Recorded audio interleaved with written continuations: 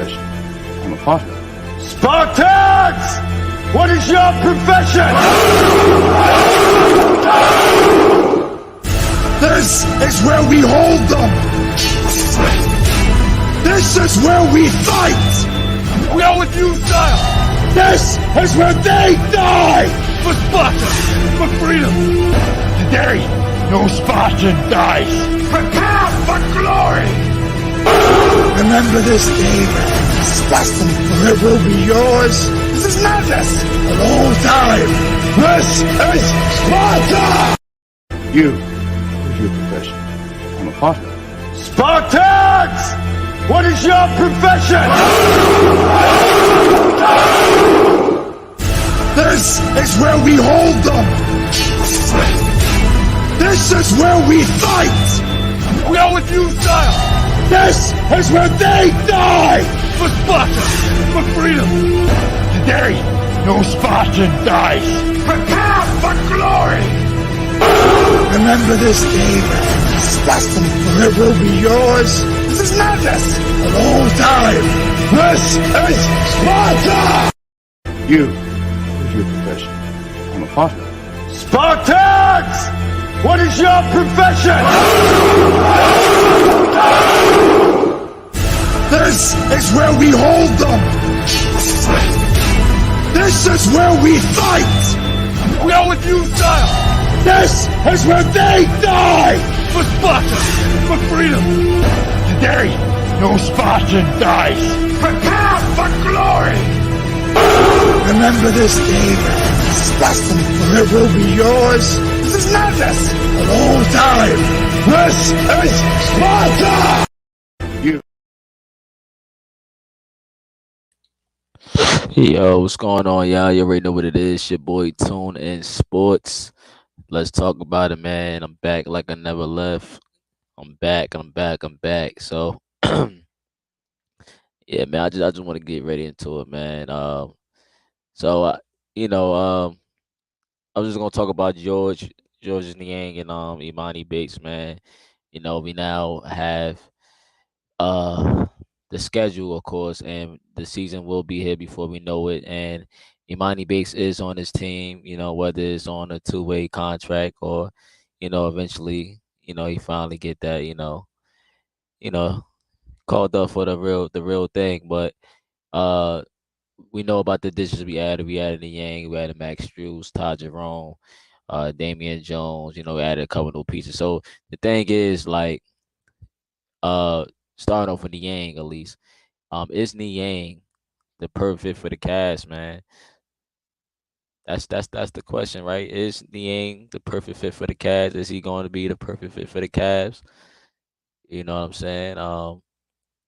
So I don't have no audio or footage, but it's on record. So like according to like Bill Burr, executive sports editor for the Eagle Tribune, and Cavs Nation, according to that, it said that Niang, he thinks that the signing with the Cavaliers was the perfect fit for him. Now, let's read the exact quote. The exact quote is, "The Cavaliers have expectations. I have expectations. This is a team that is very close, very exclamation point.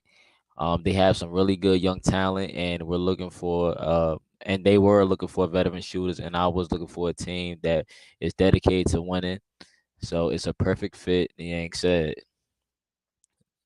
Now, we haven't seen this product on the floor yet, but like on paper, we saying it should work out. You know what I mean? And I think it will. He shoot a good percentage from the three.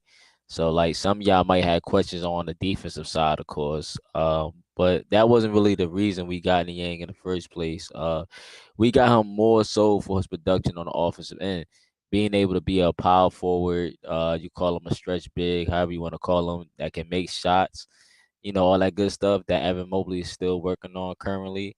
I just think that it was just, a good move, a good addition to the team. Excuse me, a good addition to the team, of course. So yeah, I like it. Our front office, like they knew the needs we lacked, and they were like they was going to address it, man. They went and did their job. While some people and fans, they really thought like they was really going to not make any moves. Like they really thought that, right? Um, and me knowing how Kobe, I know how Kobe operates and move. I really knew he was going to make moves, man. When he say there will be no sweeping changes, what he really meant was basically from 1 through 6 or 1 through 7, them top 6 guys most likely will remain on the roster. That would be the same, but the rest might not be here next year, and that's exactly what kind of happened. We lost a lot of guys. We lost a few guys. I don't want to say a lot of guys. We lost a few guys. We lost Neto, um, Lopez. I'm trying to remember off my head. We let go of Dylan, and we got rid of Lamar Stevens and Jetty Osman and guys like that. So a lot of people took the context wrong when they were listening to Kobe Altman when I think it was what was the exit interviews and stuff like that. They really like took it like all the way in. Like they really thought he meant that. Like adjust, but there's no sweeping changes. No one's going to panic off of this first round loss. Just like there's stuff to be gained from this playoff experience, the 51 wins in a hyper-competitive NBA, there's a lot to learn from that as well in terms of what we can be successful at, and we know we can be better. So to your point, it's different basketball. We have to learn from that. We have to grow from that. But we will be better for going through what we went through the past 10 days. Some of those things that you to adjust, but what's good? What's good, Tom K? What's going on, man? Trying to get back to it, man. You said Niang and Strus are nice, especially since we don't need stars. We need solid secondary options. Yeah. We just need guys to, we need some supportive guys, man. A good supporting cast. We definitely don't need no like star. We got the stars. We got Donovan Mitchell. We got the up and coming Evan Mobley. We look for him to take a leap. We have Darius Garland, who already made an All-Star team. So it's like, yeah, we just need a good supporting cast, man. And I just like people really took it like they really thought the Cavs was gonna like obviously the front office from Kobe to whoever felt they knew what they knew what to do, man. We watched the same game, so it's not like they wasn't gonna make. They had to like say that, and we lost a couple guys, man. I wish the best for them, man. But we had to reshape the bench, and like our bench wasn't that productive. We would look at nights when we like, yo, the bench ain't like we top heavy. Like bench ain't really doing much. So we had to get a better productive bench, and we needed an upgrade from that. And if we're gonna compete, and go against the Knicks, you can't go back with that same roster, man. The Knicks was a bad matchup for us, man. And I'm glad we got I'm not happy we got exposed, or however you want to put it. I'm not glad we lost to the Knicks, but I'm glad that it showed us like we have some work to do. You know what I mean? So it's like that right there, man. Um, but reliable knockdown shooters have teams that will play Spy, DG, and Mobley. Yeah, man, that's exactly what. Yeah, like if you saw against the Knicks, right? We always go back to the Knicks series, man. It was really hard on Don and them, man. Not having guys that's respectable shooters, so it was easy for guys to like to lock in and slow them down more. You know what I'm saying? So that's definitely, man. But I like that we grabbed these guys, man. We was active on day one. We got a couple new faces, lost a couple faces, but more importantly, the move that I like the most, of course, is the Niang addition that we did, and he's going to definitely space the floor out for sure for us, man. Now people going to say like we overpaid for Max Strus and Niang, man. People already said that, right? I had my own people tell me that. But dog, look around the league, man. Do you not see the money bags that was being passed out? I know they got this new CBA and everything, so it's like It's cool, man. I don't care about the cost of Niang and Strus. Especially when you're not big in the other markets, you're gonna have to pay a little more, you know what I mean? Or some will say you gotta overpay for like a star player or a great role player, you know. So look, as long as you producing and proving your worth, I'm cool with what we did. It didn't break the bank, of course. It didn't break the bank, man. Um, like wait, like hold on, let me play this quick audio. Because my man's Bubby, he don't agree. He don't. He actually said he liked the name because he's a Philly fan, man. But he said, the Niang thing, man, we overpaid for him or whatever. Let me just play this quick audio for you. He's not playing with James Harden or Joel Embiid, who he can have all the spacing in the world to shoot that three, bro. If his shot's not falling, he can't play no defense. He can't create his own shot. He can't create for his teammates, bro. What we doing, bro? He can't guard nobody. Come on, bro. Bro, come on, bro. Wait. All right, so Bubba, you said he don't got no type, like he's not capable of playing defense. I'm asking you. Bro, have you what, bro? Bro, you didn't watch I, him when I, he I, played the Cavs the first time? no, I had bad memories when he played the Cavs. All I can remember him lighting us up, like he just know how to shoot the ball. That's why I said. That's why Bro, I said when I pulled him up, I said his defense is questionable, but I know what he bringing as far as space on the floor out for us. That's what we got him for. which I mean, it's good. If his shots were falling, that's great. That's great. But if his shots was not falling, bro, come on, bro. Come on, bro. Okay, question. Bro, listen, he's not. Shame. Shame. Shame. Now Bubba, man, that's my man's Bubba, man. Now he's a Philly fan, man. He sound a little hurt, bro. It sound like you hurt. I know everything that's going on up in Philly right now, but you sound like you hurt. You lost Niang, man.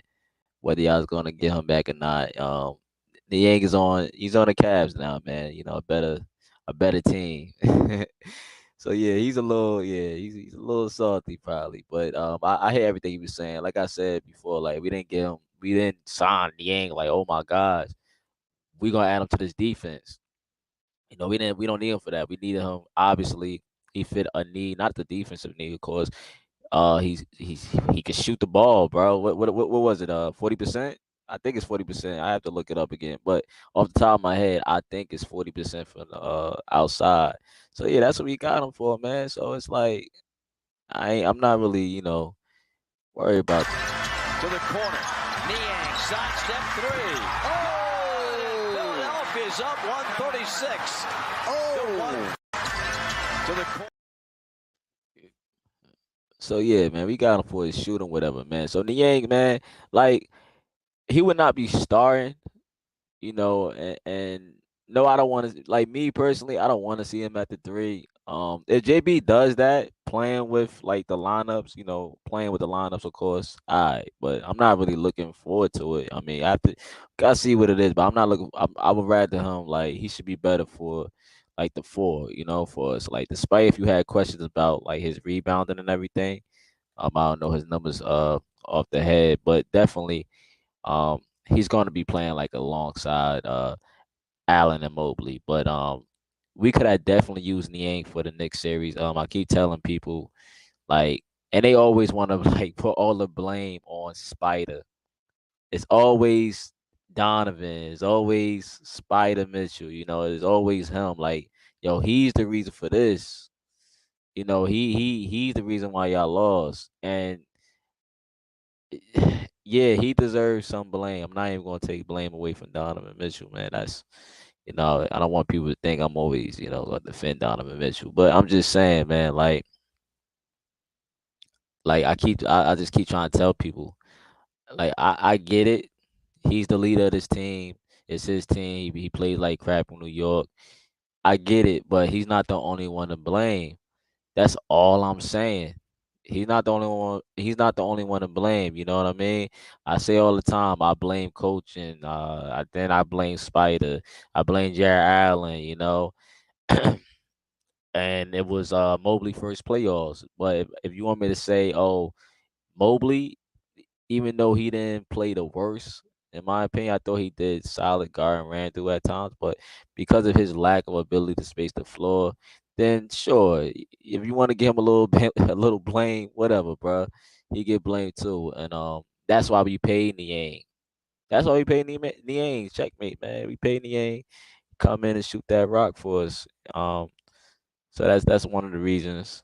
Um, if that's one, but like if not the biggest problem was the spacing, like on the floor between like Isaac Coro and our front court. Like I felt like that could you could put that in like of course it's the rebounding, right? But I felt like that because it was tough, man, because of that with the no creativity in the offense. Um it's a 7 game series, not like we playing these teams like one game and that's it. Eventually you gotta, but it was like I felt like let me see.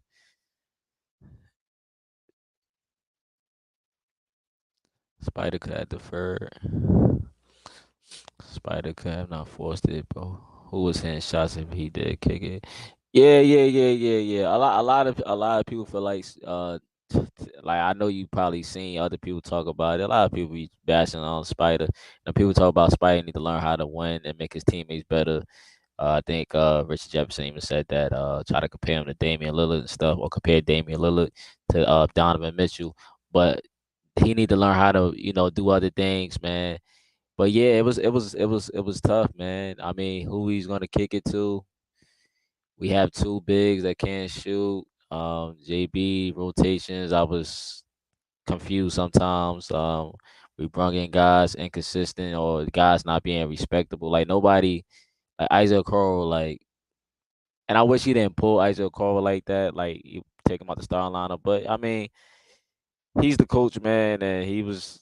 I don't know, man, but I don't know, man. It was.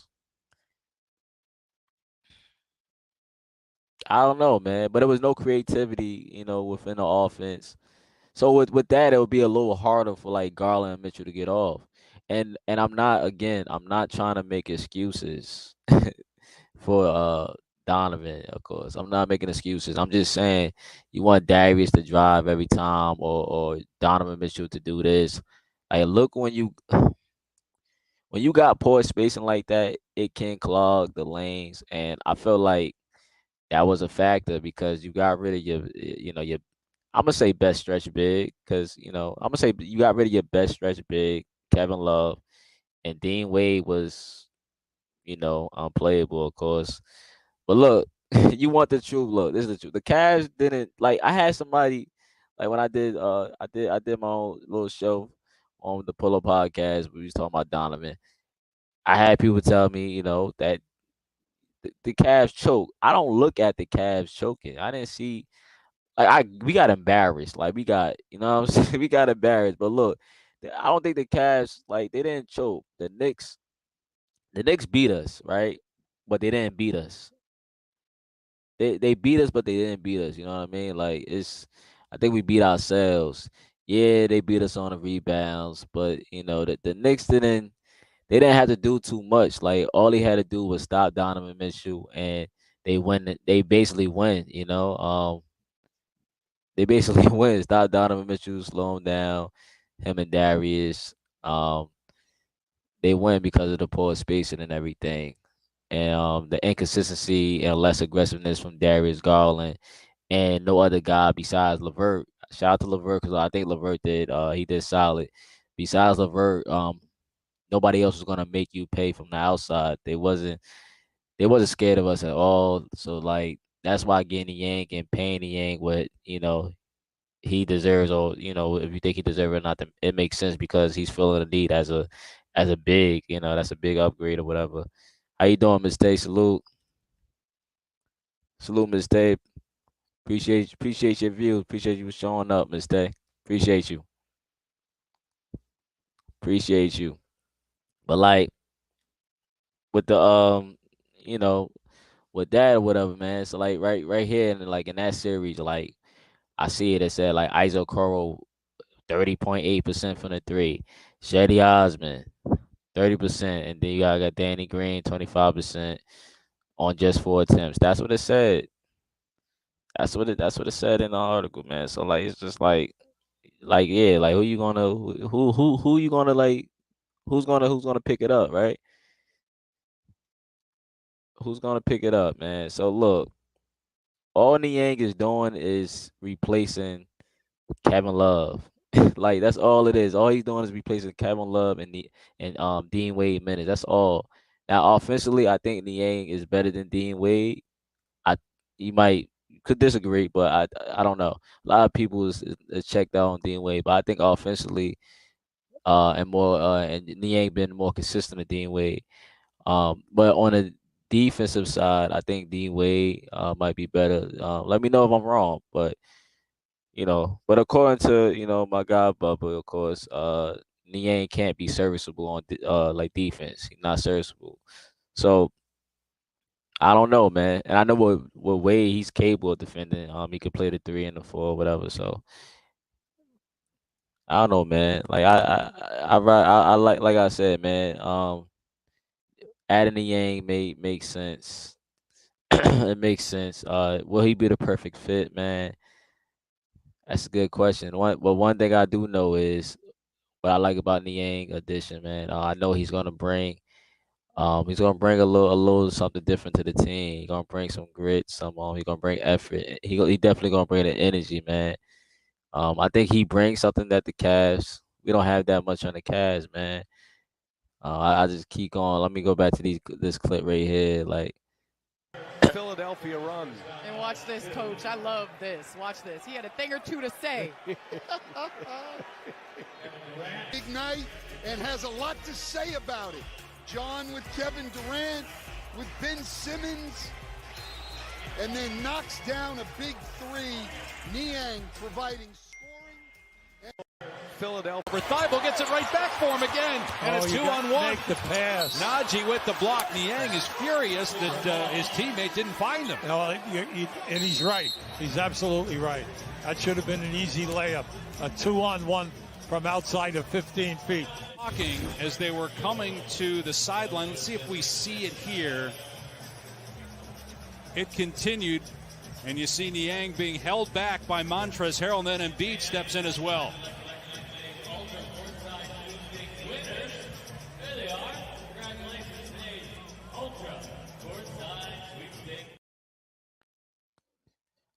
shout out to Philly, man. Shout out to 76ers, man. I hope y'all get it together. Shout out to the Sixers. Think they just find James Harden too, right? Shout out to Philly, man. Hopefully y'all find a new home for James Harden. Or if y'all don't, I don't really care. I think the Cavs we should top y'all this year, hopefully. But yeah, Niang, man. I just think Niang. I just like I like what I see. I like the fire in Niang, man. I don't know, man. I just like Niang fire. I believe he's coachable. Like he's definitely gonna do whatever the coach asks him to do. Whatever JB asks him to do, he's gonna do it. And but he got some fire in him, yo. And you need some of that spark. Like we need that on this team. We need some more dogs.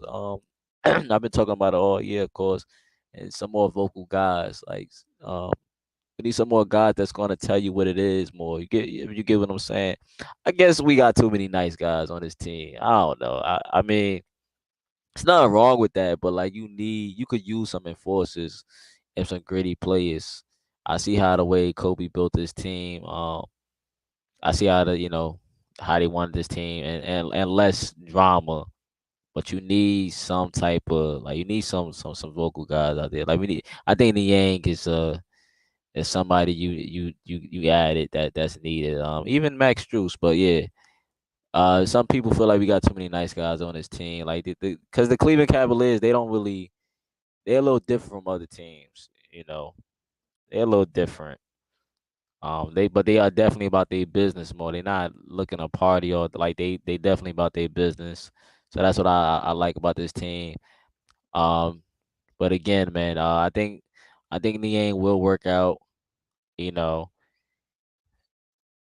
I think he will even win the Junkyard Dog a couple times this season, man. He's definitely gonna win that a couple times. I know it. He's gonna cause he's gonna bring the effort and energy and get the fans hype. Hey tell me in the comments on the playback, man, how many times y'all think? Well, who gonna be the leader and winning the Junkyard Dog this season, man? Let me know, man. Cause I know Niang is up there, man. Like Niang he just brings it, man. Like let me play this audio from Niang real quick. But I think I'm relatable, funny. I say what's on my mind, and I'm real. And I think that's what the city of Philadelphia is. So we get along great, and they love someone that's going to stir it up and talk a little trash. But I think I'm relatable. So yeah, you heard that, man. So yeah, well, this ain't Philly, this Cleveland, but I think Niang he's gonna bring a little something different, like I said, to this team, man. The perfect fit we will see. It looks good on paper. It look like okay, check this box, but we still gotta see the product on the floor. Niang did sign a 3-year, $25.5 million dollar deal with the Cavs. So Niang, if you see this, man, I need you to show up, man, and I know you will. But last points, man. Last points. And I'm signing off, man. Let me get to Emoni Bates, man. Let me get to my guy, Emoni, of course. Emoni Bates. So even Don said it. This is an old report, but Don said he's gonna be a big part of what we do here, man. So, if Don's saying that, man, I'm sticking with Don. Don said that's what it's gonna be. And I think that's what it is. I think some people excuse me. I think some people don't really understand or like they misunderstand Emoni Bates' love for the game or or will he be good enough to stay in the league? Yo, I heard some guys say like, yo, he might be out the league in like 3 to 5 years. or he or he won't or he won't be this or he can't do that or this like he don't know how to pass like yo just shut up. Shame. Shame. Shut up, man. The problem I have with these certain groups of peoples, the problem I have, they always talk about what you can't do and it's never what you can do.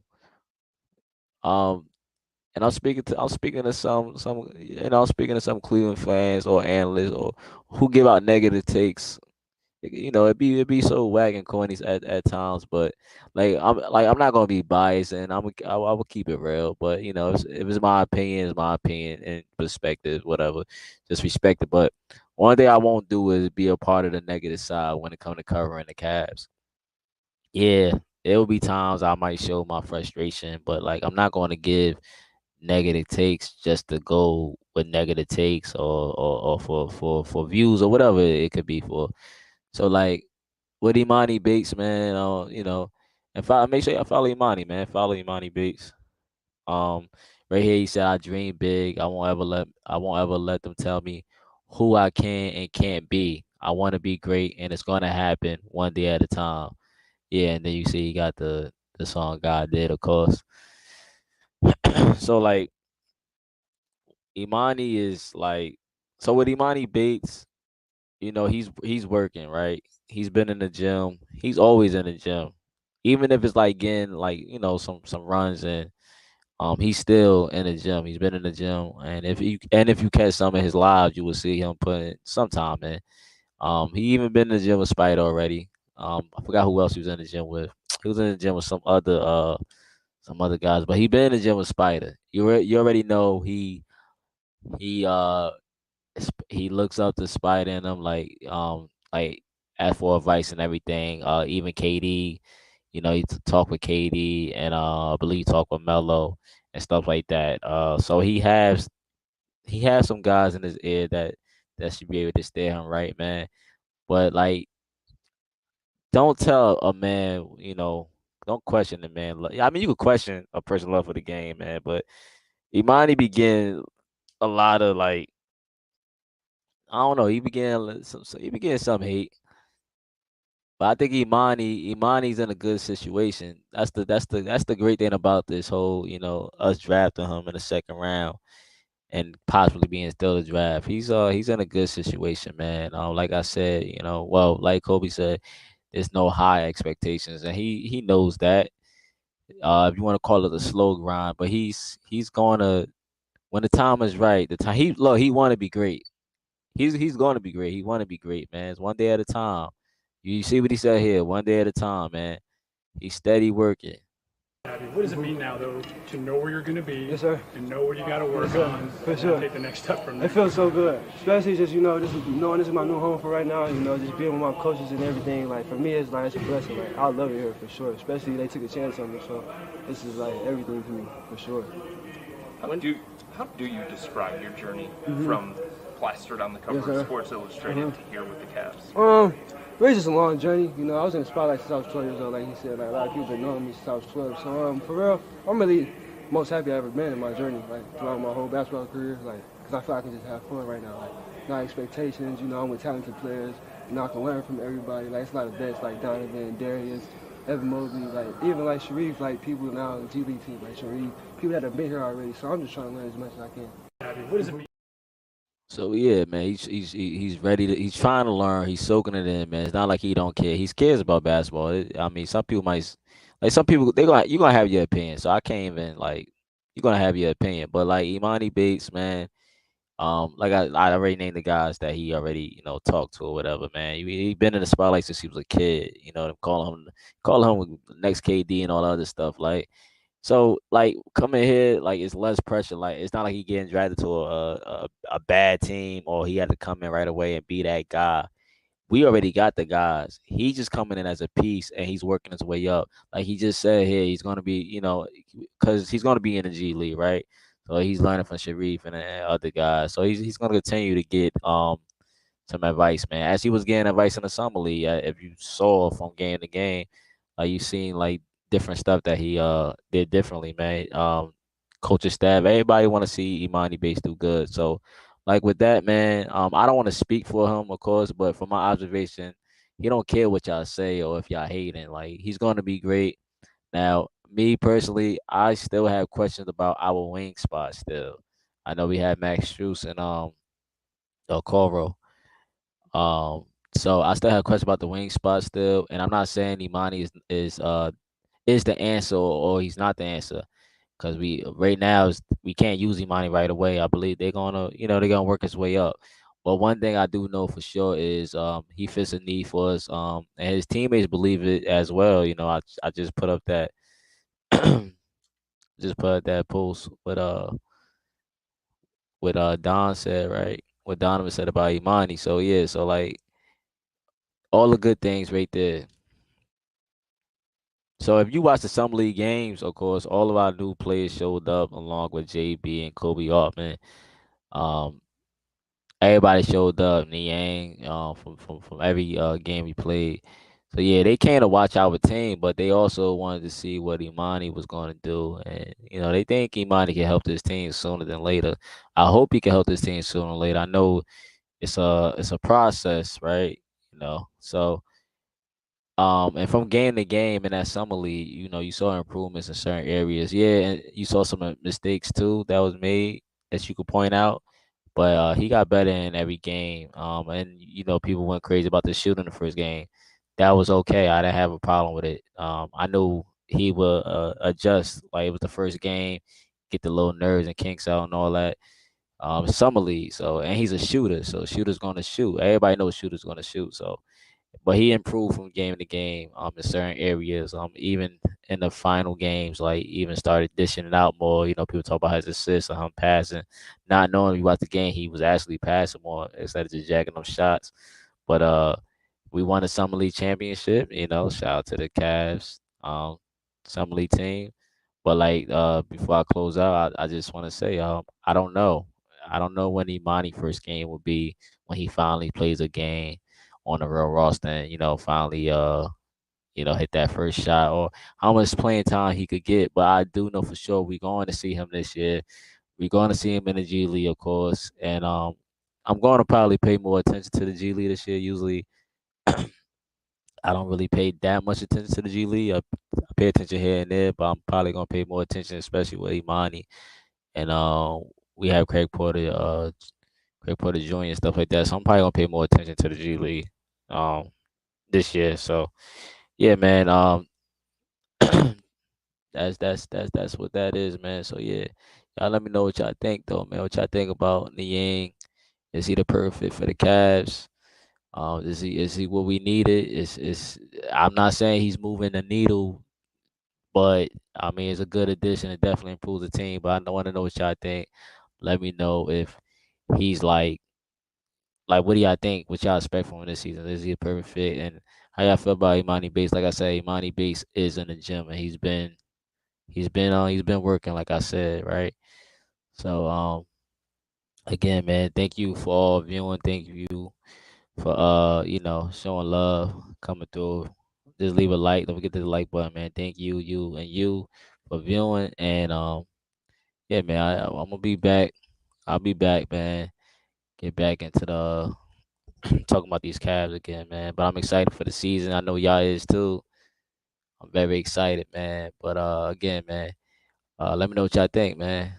Appreciate y'all, man. But I'm signing out. Peace.